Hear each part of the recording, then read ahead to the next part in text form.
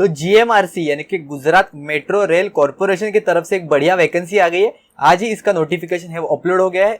Form fill up का date है वो स्टार्ट हो गया है 10 मई से लेके 9 जून के बीच में।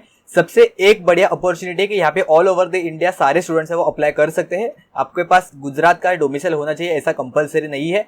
अहमदाबाद मेट्रो रेल फेज 2 के लिए आपको ये कॉल किया जाएगा। ये जो वैकेंसीज है उसके लिए, ये मेट्रो रेल फेज 2 के लिए डायरेक्ट रिक्रूटमेंट पे बेसिस पे यहाँ पे रहेगा for the period of 5 years initially on the contractual basis. तो आजकल यही चलते हैं, इवन मुंबई मेट्रो में भी सेम ही है, आपको इनिशियली कॉन्ट्रैक्ट पीरियड पे रहेगा 5 years का, और उसके बाद फिर वो अगर चाहिए तो वो परमानेंट कर सकते हैं। ठीक है, तो कौन से पोस्ट है यहाँ पे, कितने नंबर ऑफ पोस्ट है, सारी चीजें इन डिटेल में डिस्कस करेंगे। सबसे पहला पोस्ट है स्टेशन कंट्रोलर या फिर ट्रेन ऑपरेटर का। 33,000 से आपका बेसिक रहेगा, उसके ऊपर आपको अलाउंसेस है वो मिलेंगे। टोटल 150 नंबर ऑफ पोस्ट है। कितने कैटेगरीज के लिए आप यहाँ पे देख सकते हो। यहाँ पे diploma in mechanical, electrical, computer engineering, electronics and communication, ये सारे के सारे ब्रांचेस है वो एलिजिबल है। 18 से लेके 28 ईयर्स तक आप यहाँ पे अप्लाई कर सकते हो। यहाँ पे मेडिकल स्टैंडर्ड बहुत इंपॉर्टेंट होते हैं मेट्रो में। यहाँ पे आपको A1 ग्रेड लगेगा। तो A1 स्टैंडर्ड में क्या क्या आते हैं, आपको स्पेक्स वगैरह कितना लगेगा, अगर आपका सर्जरी वगैरह हुआ है कि नहीं, ये सारी चीजें आपको देखना पड़ेगा। A1 स्टैंडर्ड थोड़े हाई होते हैं, तो सारी चीजें एक बार देख लेना। मोस्ट प्रोबेबली आपके जो चश्मा वगैरह रहेगा तो उन पर्टिकुलर स्टूडेंट्स को थोड़ा प्रॉब्लम हो सकता है, तो एक बार वो मेडिकल स्टैंडर्ड से वो एक बार जरूर से चेकआउट करना। अगर मुझे लिंक मिला उसका तो मैं नीचे डिस्क्रिप्शन बॉक्स में आपको प्रोवाइड कर दूंगा। सेकंड पोस्ट है यहाँ पे कस्टमर रिलेशंस असिस्टेंट यानी कि CRA, जिसका बेसिक रहेगा 25,000 से। टोटल 46 नंबर ऑफ यहाँ पे पोस्ट है। कौन से science graduate in physics, chemistry, mathematics, ये यहाँ पे अप्लाई कर सकते हैं। सेम रहेगा 18 से लेकर 28 एंड A1 स्टैंडर्ड्स यहाँ पे इन्होंने मांगा है। आगे है JEE इलेक्ट्रिकल के लिए diploma in electrical engineering from a government institute, इतना ही मांगा है, सिर्फ डिप्लोमा इन इलेक्ट्रिकल होना चाहिए। टोटल 31 नंबर ऑफ पोस्ट है यहाँ पे। आगे है जूनियर इंजीनियर इलेक्ट्रॉनिक्स के लिए टोटल 28 नंबर ऑफ पोस्ट है। जूनियर इंजीनियर मैकेनिकल के लिए 12 पोस्ट है और जूनियर इंजीनियर सिविल के लिए टोटल यहाँ पे 6 पोस्ट है। डिप्लोमा इलेक्ट्रॉनिक्स के लिए क्या क्या मांगा है, इलेक्ट्रॉनिक्स एंड कम्युनिकेशन के टेलीकम्युनिकेशन वाले स्टूडेंट्स यहाँ पे अप्लाई कर सकते हैं। डिप्लोमा इन मैकेनिकल ही चाहिए, मैकेनिकल के लिए, एंड सिविल के लिए भी सिर्फ सिविल ही यहाँ पे इन्होंने एलिजिबल मांगा है। यहाँ पे थोड़ा जो मेडिकल स्टैंडर्ड्स है वो कम होते हैं, यानी कि A1 होते category, not below the A3, यानी कि A1 कैटेगरी इन्होंने मांगा है लेकिन A3 के नीचे नहीं, यानी कि A1 से लेके A3 के बीच में आपको चलेगा। A3 के लिए क्या क्या होता है, A1 के लिए क्या क्या होता है, ये सारी चीजें एक बार जरूर से चेकआउट करना। आगे है मेंटेनर फिटर के लिए, यहाँ पे टोटल 58 पोस्ट है। क्या मांगा है आपके पास, SSLC pass with 2 years ITI आपके पास होना चाहिए इन फिटर ट्रेड में।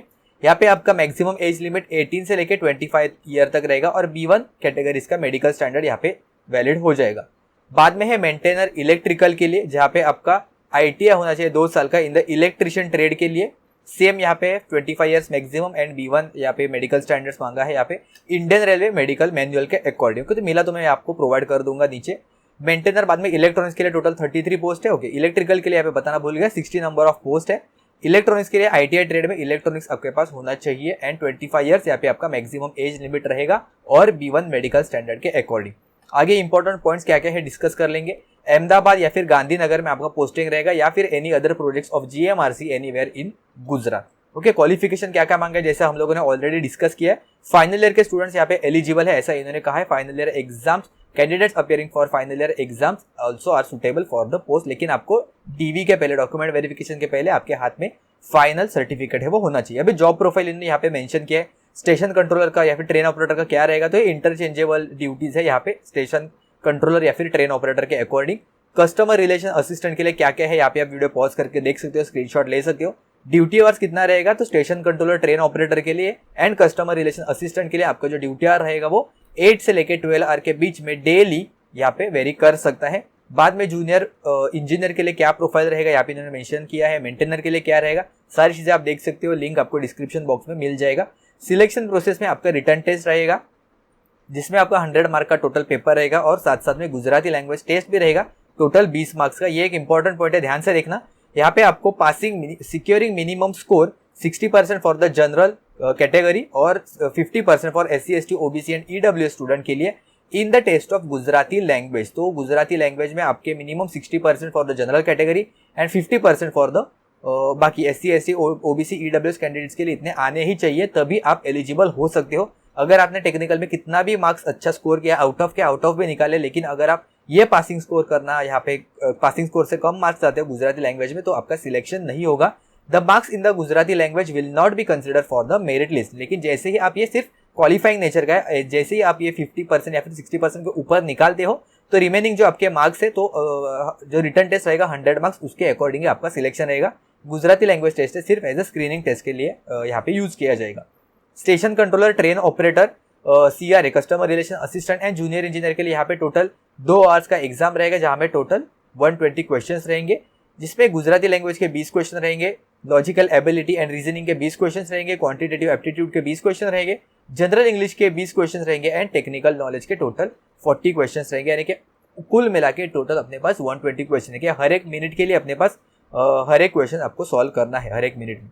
मेंटेनर के लिए यहाँ पे थोड़ा अलग है, आपके पास टोटल 100 क्वेश्चन यहाँ पे पूछे जाएंगे। गुजराती लैंग्वेज के 20 है, टेक्निकल नॉलेज के 40 है, रीजनिंग के 15 है, एप्टीट्यूड के 10 है एंड जनरल इंग्लिश के यहाँ पे 15 है। तो उसके अकॉर्डिंग थोड़ा बहुत चेंज आएगा। सिलेबस आपको यहाँ पे मिल जाएगा gujaratmetrorail.com/careers पे। उसका भी लिंक अगर मुझे मिला तो मैं नीचे डिस्क्रिप्शन बॉक्स में आपको दे दूंगा। निगेटिव मार्किंग इन्होंने कहा है रॉन्ग आंसर के लिए रहेगा 1/4 निगेटिव मार्किंग आपका यहाँ पे रहेगा। आप फुल यहाँ पे अटेम्प्ट नहीं कर सकते, जितना आता है उतना ही सिलेक्ट करना पड़ेगा। कट ऑफ स्कोर यहाँ पे इन्होंने कहा है कि ईच टेस्ट के लिए या फिर पार्ट, यानी कि रीजनिंग के लिए, एप्टी के लिए, इंग्लिश के लिए, टेक्निकल के लिए, हर एक के लिए आपको इंडिविजुअल कट ऑफ लगेगा और वो आपको पास करना है along with the overall score. Qualifying in the test, यानी कि SC ST के लिए जैसे आप रिटर्न टेस्ट क्वालिफाई करते हो उसके बाद आपको एक साइकोमेट्रिक टेस्ट भी देना पड़ेगा। बहुत ही आसान सा होता है ये, लेकिन ये साइकोमेट्रिक टेस्ट है वो बहुत इंपॉर्टेंट होता है। बहुत सारे स्टूडेंट में से आउट हो जाते हैं, तो साइकोमेट्रिक टेस्ट आपका होगा, ये ध्यान में रखना। सिर्फ रिटर्न टेस्ट के बाद आपका डायरेक्ट सिलेक्शन नहीं होगा, आपको एक और टेस्ट देना पड़ेगा for the post of station controller and train operator के लिए। मेडिकल एग्जामिनेशन वगैरह सारी चीजें देख लेना। यहाँ पे इन्होंने मेंशन किया है candidates having undergone the LASIK surgery are not suitable for the any post. तो अगर आपका चश्मा हटाने के लिए कभी कभी स्टूडेंट्स है वो आंखों का ऑपरेशन करते हैं, लेजर सर्जरी करते हैं, अगर आपका हुआ रहेगा तो आप ये पोस्ट के लिए एलिजिबल नहीं हो। तो स्टार्टिंग में इन्होंने क्लियर कट मेंशन किया है। आपको बॉन्ड देना पड़ेगा, surety bond, minimum period of the 3 years including the training के बाद, और उसके बाद आपका ट्रेनिंग का प्रोबेशन फॉर द 2 years का आपको बाद में देना पड़ेगा। ओके, तो स्टाइपेंड में आपको 16,000 यहाँ पे मिला जाएगा। Consolidated salary after the training period will be 18,000 per month for the station controller. बाकी के पोस्ट के लिए भी आप यहाँ पे देख सकते हो। एज रिलैक्सेशन आपको मिला जाएगा जैसे नॉर्मली मिलता है उसके अकॉर्डिंग। फीस कैसे रहेगा? अनरिजर्व के लिए एंड एक्स सर्विसमैन के लिए भी यहाँ पे इन्होंने मेंशन किया है, इंक्लूडिंग द एक्स सर्विसमैन के लिए भी यहाँ पे आपको 600 रुपीज फीस है वो पे करना होगा। SC BC और OBC के लिए आपको 300 रुपये फी है। SC ST EWS के लिए यहाँ पे 150 रुपया फी है। आगे बढ़ते हैं। ऑनलाइन आपको फॉर्म फिलअप करना है, फोटो कैसा होना चाहिए, साइज कितना होना चाहिए, सारी चीज़ें इन्होंने इन डिटेल में मेंशन की है। यहाँ पे ऑनलाइन एप्लीकेशन का यहाँ पे लिंक है, नीचे डिस्क्रिप्शन बॉक्स में आपको मिल जाएगा। इंपॉर्टेंट पॉइंट से हम लोग देख सकते हैं, बाकी सारी चीज़ें आप PDF में अच्छे से इन डिटेल में देख लेना और बाद में फॉर्म है वो फिलअप करना।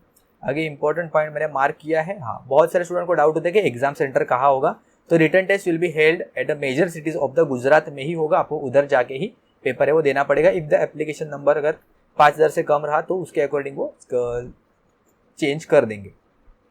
ठीक है, तो इतना ही था इस वीडियो में। इंपॉर्टेंट पॉइंट्स है वो सारी चीज़ें हम लोगों ने डिस्कस की है। इसके अलावा अगर आपको कुछ डाउट है तो आप मुझे नीचे कमेंट्स में पूछ सकते हो। लिंक जैसे मैंने कहा था ऑलरेडी आपको डिस्क्रिप्शन बॉक्स में मिल जाएगा। ऐसे ही अपडेट्स के लिए चैनल को सब्सक्राइब करना मत भूलना, और हमारा टेलीग्राम का जो ग्रुप है वो भी एक बार ज्वाइन कर देना। लास्ट डेट एक बार वापस से देख लेते हैं, 10 मई से लेकर 9 जून तक, यानी कि टोटल अपने पास 1 मंथ का पीरियड है। तो लास्ट डेट तक मत रुकना, उसके पहले ही आप यहाँ पे अप्लाई कर सकते हो।